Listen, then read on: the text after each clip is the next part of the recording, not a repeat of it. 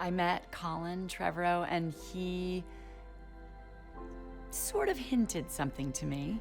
And Steven Spielberg then called me more formally to ask, how I would feel about the idea of Ellie Sattler returning along with a couple of her buddies. And I was really excited by the idea. I think we all wanted her to return with a new sense of self and have advanced as a character in her life and in her work. And so as they mined and explored through the script what that would be, it became really exciting.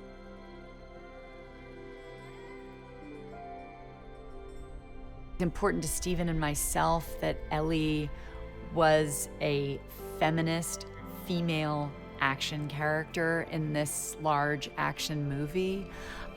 Sadly, that was not common when we made the film, and has become, thank God, more and more common.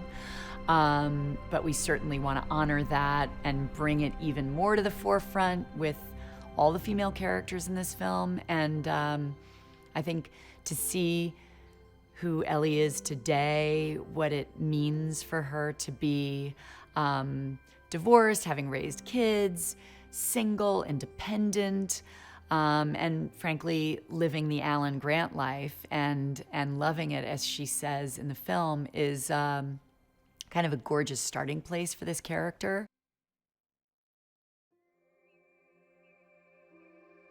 So when we were asked to do this, we assumed with the level of advancements in CGI, it would be amazing and digitally enhanced, but we worried, you would lose that proximity. And thanks to Colin really wanting to go back to the feeling of the original film, to complete this story with that same tactile, incredible gift of the animatronics, he has John Nolan creating genius and magic with a team of extraordinary artists, painters, puppeteers, and you walk on set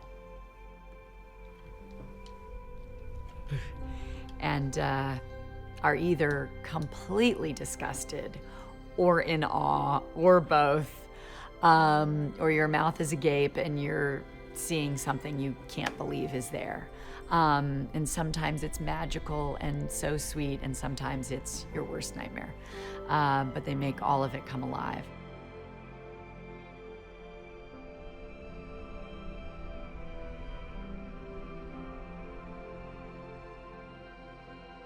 I'm terrifically affectionate towards Sam.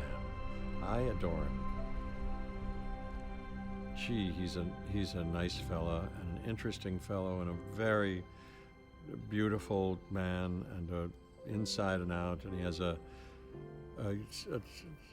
what he's accomplished. His career is impressive, spectacular, important. He's an international treasure, and an art treasure. He's worked with so many interesting people, and his own sensibility and talent and sensitivity and unique intelligence and unique sensibility is so beautiful.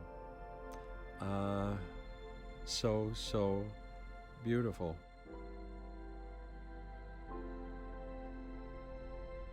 What can you say about the great Laura Dern? She's now, as we sit here, just one still in the full blush of of the afterglow of having won her Oscar for a marriage story, and she's just, the whole world knows now and will come to know as she grows even more into the richest kind of artist. You know, I look forward to the next decades of what she's going to do, and it's just, I can imagine it's golden. She's just great. And so she's always growing as a genuine artist and as an actor and as a deep humanistic activist, orator, articulator, eloquent, passionate member of the human family and the world community. She's just as impressive and inspirational and admirable a figure as anybody I can think of, and a dear friend.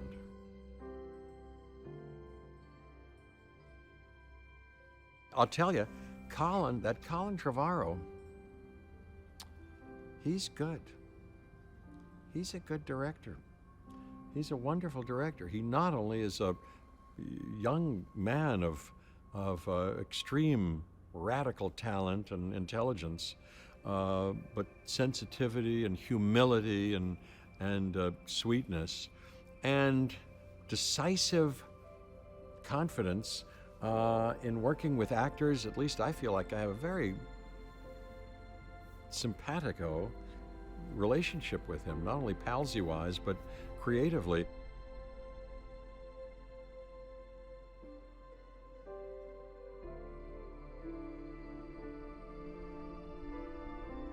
There have never been more dinosaurs than there are in Dominion in a movie. Like maximum amount of dinosaurs in this movie that we're making. Because there is proliferation and because the dinosaurs are everywhere, you see dinosaurs in snow, you see dinosaurs in cities. There are more characters because there are more set pieces, because there are more dinosaurs. There's a larger tapestry that Colin is creating for us as an audience. And it's really exciting because it's new. It feels really fresh. Like you haven't seen Jurassic like this ever before.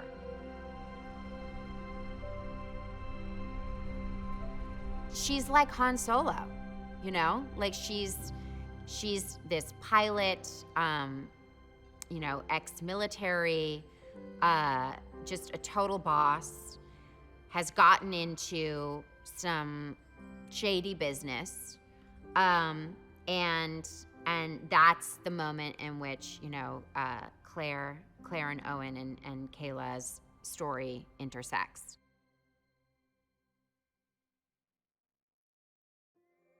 Jurassic is a very pro-female franchise.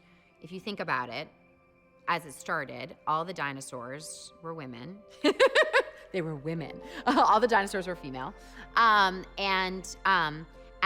they're inherent in that there's sort of the idealization of that female strength, female power.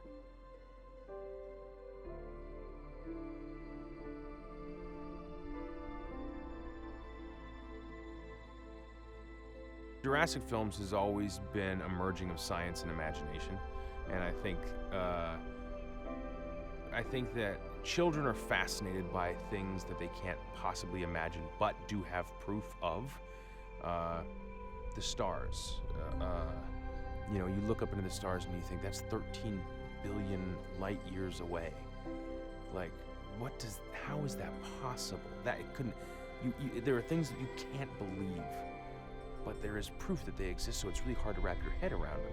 Without evidence, you would certainly not believe that giant lizards roamed the earth at one point, but we do have evidence. It's buried in the ground in fossils and in museums around the world, and it forces a child to just imagine what that could be like. And that's all we could do was imagine until Jurassic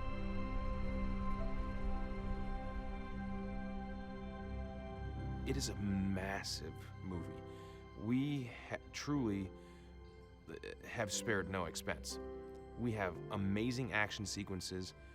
We have amazing dinosaur sequences. We have heart, humor, innovative technology, both as like a story point in the film, but also as a narrative around making this film. I mean, we're pioneering brand new technologies to make this film. We have more dinosaurs than you've ever seen in a Jurassic film. New dinosaurs, new characters. What makes this final movie so special and is that the danger has become very real, and it's a global phenomenon. It's something that's happening all around the world. The park is gone, and now we're dealing with this technology being in the wrong hands, and it releases the technology into the world and releases the dinosaurs into the world, so now they're everywhere.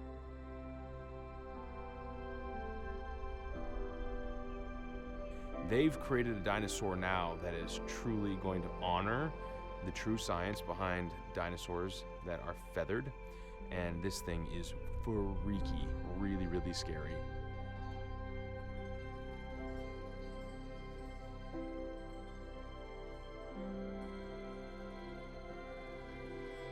With a character like this that is known already, reintroducing this character and trying to tell some kind of story with him, his presence physically is important, and so what we've done is create a different version of the same person so that one can, and without saying a lot, understand somehow visually that a lot of time has passed and a lot of, there has been a change within him.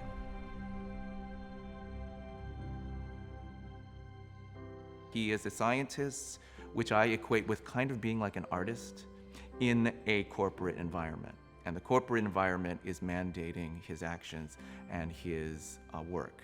And this is the same, this is part of the franchise really, that we re-examine that phenomenon of corporation versus science or art.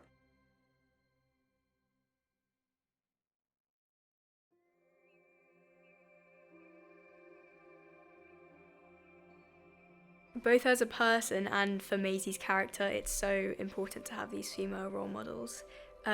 Maisie as a character has grown up with Claire as a mother who's like a really strong, fierce, fiery, independent woman, and also Ellie who's so intellectual and clever and also really strong and powerful. And now she's been brought DeWanda's character Kayla, who's like a hard, scary pilot who's like super fierce and tough. And I think it's really great to have those influences on her. And also for me, it's been really amazing to work with such strong, independent women.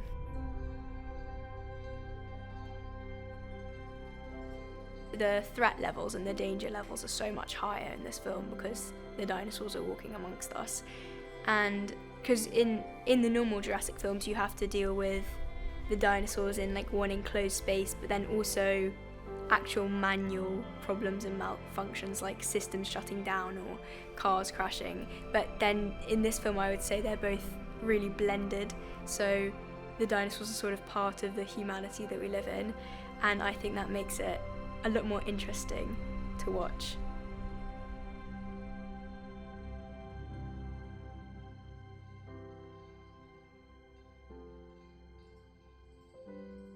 Kayla is a contract pilot, and she often works for corporations like Biosin, and sometimes she sells dinosaurs at the underground market, which is primarily where we first meet her. We meet her initially on the tarmac, and then after that we meet her in her natural habitat at the underground market.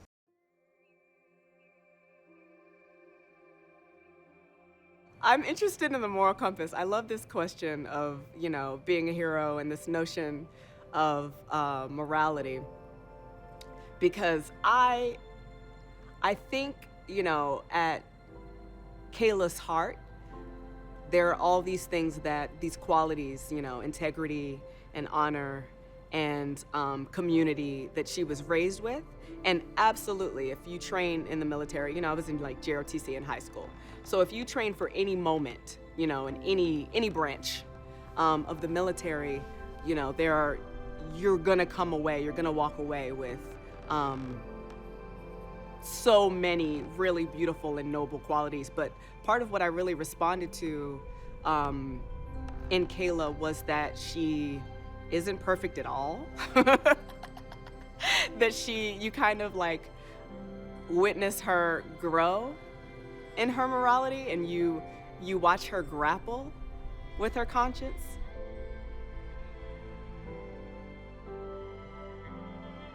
I feel beyond honored to join this franchise in particular. I think from inception, it's been diverse. From the very beginning, it's had great roles for women. Like, I Nerd Status went and read the books afterwards. You know, it's probably, I don't know if there's a better fit for my like franchise debut. I'm calling it my franchise debut. I don't actually know if that's a thing, but it is now. But yeah, it's just, you know, it has the kind of incredibly long history, and there's just so much more to explore in terms of our relationship, you know, the human relationship with our environment, with our call to take care of the earth.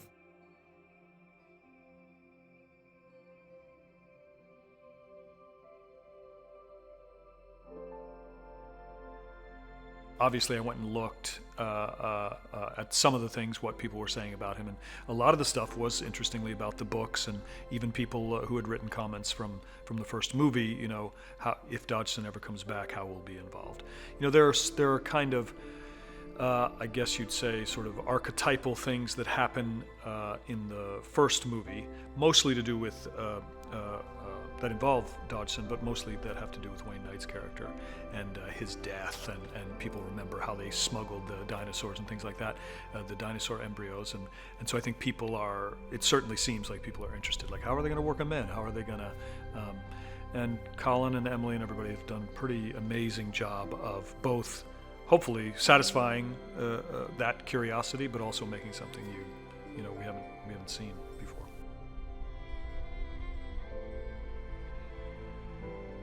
Lewis Dodgson is, as we say, from the earlier from the books and from the earlier film, and he still is that person. InGen was the original company that was working on the dinosaurs and funded by Attenborough's character and Jamie Cromwell's character from later on. Had a rival company in the books, Biosyn, and that is and Lewis worked for them. And he is now become the CEO, or the man who runs that company. They are a genetic research science company, but they've always a little less like a little less than InGen. They've operated kind of on the shady side of things, and certainly in the books, I mean, Lewis is he will basically stop at nothing to kind of, you know, get information, steal information, you know, get it from wherever he can.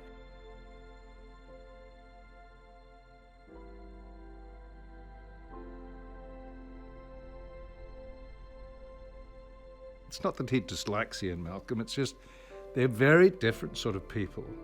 And Ian Malcolm is everything that Grant isn't. He's urbane, he's witty, he's articulate, he's comfortable around people. He's celebrated in the outside world. Whereas Alan Grant is not a people person. He just likes digging.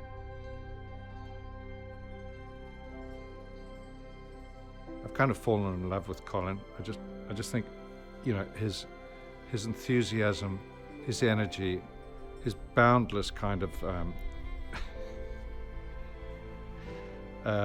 his boundless optimism. He loves these films. He loves directing. He loves actors. And you can't ask for anything more in a director, really. You know, he's just great.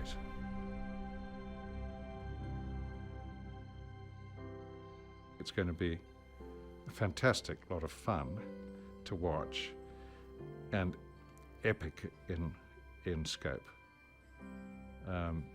It's going to be funny and exciting, and you'll scream and laugh and do all the things that this sort of film should do.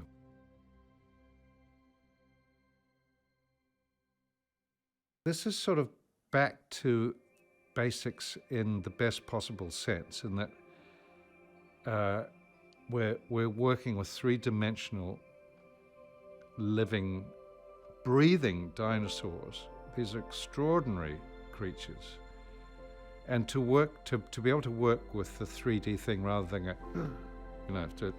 it's right here in your face, makes life so much more vivid.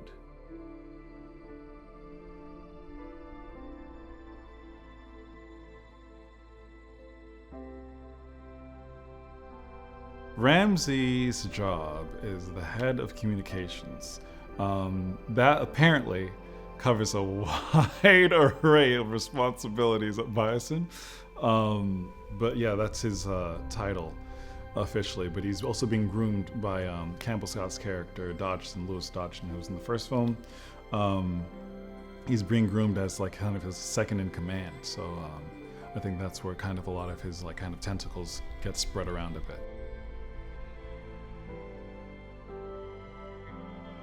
I grew up with this and these characters, and it was just kind of cool to be in like this like enclosed space with Alan Grant and Ellie Sattler.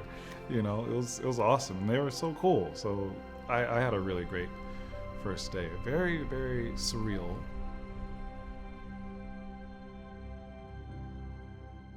Colin is fascinating because he knows so much about the camera as well as like just talking with actors, and he can flip between those two on a dime. Not to say the other directors I've worked with haven't, but like I've never done a movie like this, and a lot of this kind of movie has a lot to do with like camera and like just it's kind of hard to explain, but there's so many different moving pieces in this kind of movie, and then for him to have like the bandwidth to like really talk like this actor language after setting up all these shots and like the animatronic stuff and dealing with all that stuff is kind of like wizard-like, I think. And yeah, he's a great guy. He's the greatest guy. I mean, you can't just have a 3-hour conversation first meeting someone and not like enjoy it. You know, I really like, I just like the guy a lot. Like I love him. He's awesome. And it's been, and I've gotten to learn quite a bit about the camera, talking with him and John Schwartzman and the camera team as well. So it's, yeah, you really couldn't ask for a better actor-director working relationship, at least as far as I'm concerned. But yeah, it's been kind of a dream. He's the man.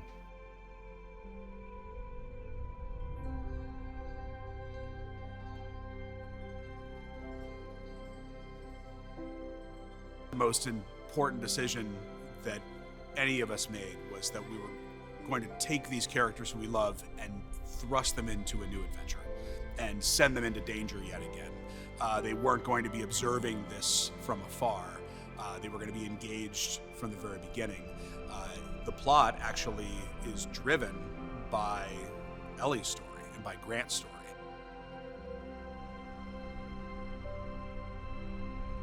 In this film, even though we have more animatronics than ever, we have more dinosaur species than ever, every time you see one, I hope that is a moment of wonder, a unique moment of wonder unto itself. If a new dinosaur is coming into the film, it's going to get a hero's entrance, just like the actor.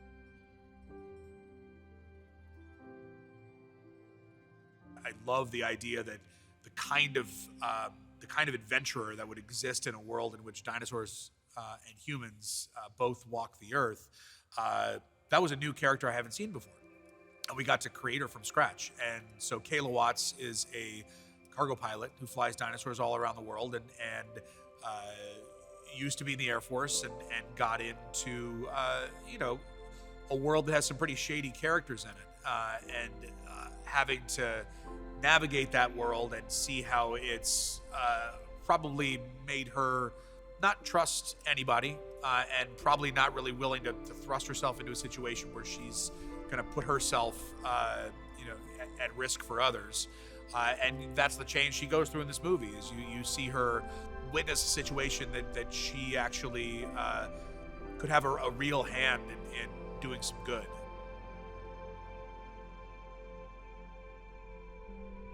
From the beginning, we really wanted to make something that was new enough and fresh enough that it could give people a reason to come back to the theater, and also give kids a reason to hopefully go back and watch the original films. The first trilogy had 3 characters who we loved, and then the sequels were about Owen and Claire, who hopefully we also care about. And now in the case of Dominion, we wanted to integrate them and make the case that this was actually one long story from the very beginning.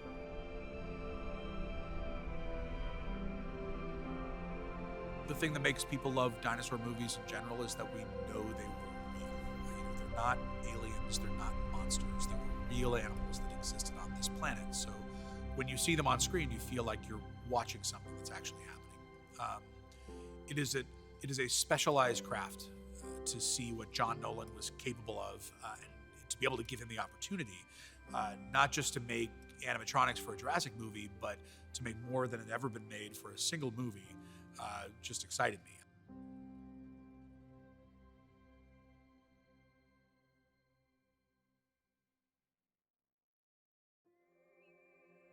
First thing they asked was, is it a cameo?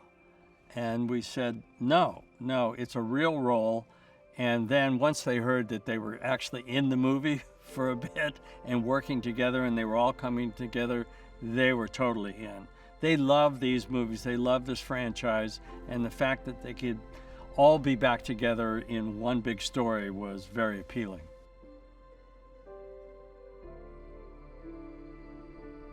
One of the great things about having dinosaurs in the movie is that you're never going to run out of them. There's always a new species, and I continue to say, well, there's going to be more and more, and in this movie, we have some incredible new dinosaurs to look at and to watch behave.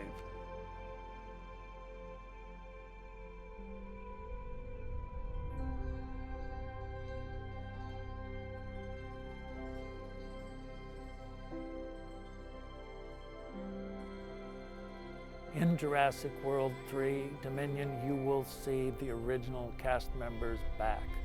You'll see Laura Dern and Sam Neill and Jeff Goldblum. B.D. Wong has never left, but he will be back in scenes with everybody.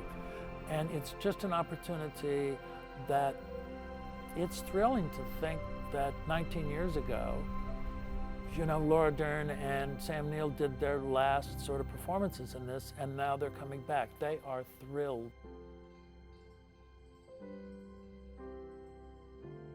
From the very beginning of doing Jurassic World 1, it became apparent that at some point we needed to get off the island, because we could just have sort of kept going back there and sort of milking that same sort of scenery and those same kind of storylines forever and ever.